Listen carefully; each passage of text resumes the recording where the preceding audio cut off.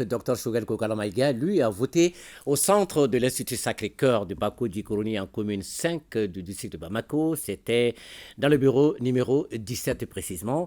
Notre reporter Aluceni Touré a suivi cette opération. Suivons son compte rendu. Le centre de vote de l'Institut Sacré-Cœur est situé à Bako-Djikoroni, ACI, avec environ 12 500 électeurs répartis entre 25 bureaux de vote. Le centre de vote accueille le chef du gouvernement qui a fait son entrée aux environs de 9h30. Après avoir accompli son devoir citoyen, le Premier ministre s'est exprimé devant la presse. Il a mis l'accent sur le caractère symbolique de ce vote. C'est un vote historique auquel tout Malien en âge de voter doit se sentir fier de participer pour être considéré demain par lui-même, par sa famille, par ses enfants,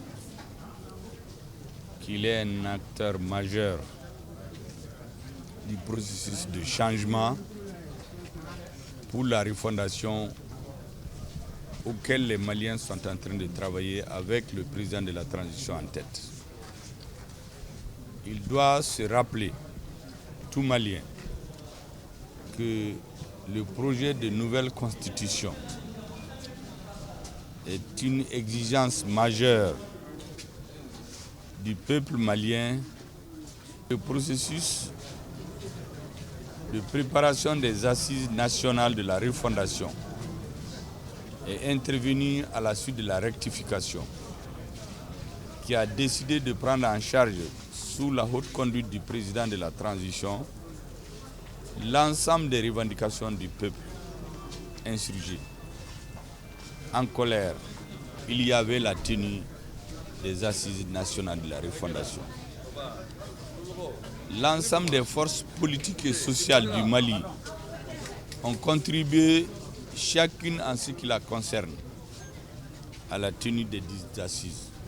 Et le Premier ministre d'appeler ses concitoyens à ne point rater ce tournant en participant à l'écriture de notre histoire commune. Donc les Maliens doivent se rendre compte qu'aujourd'hui ils sont en train d'écrire leur histoire, leur propre histoire. Ce n'est pas quelqu'un qui l'écrit pour venir leur donner. Par ce vote, les Maliens écrivent leur histoire. Ils vont participer et leur avenir sera celui qu'ils auront décidé.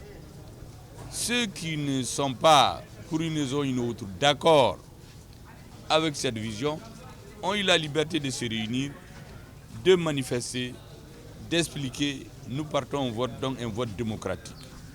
Ça, c'est une première dans l'histoire du Mali et nous devons tous en être fiers. Déjà en cette matinée, le centre connaît un certain engouement.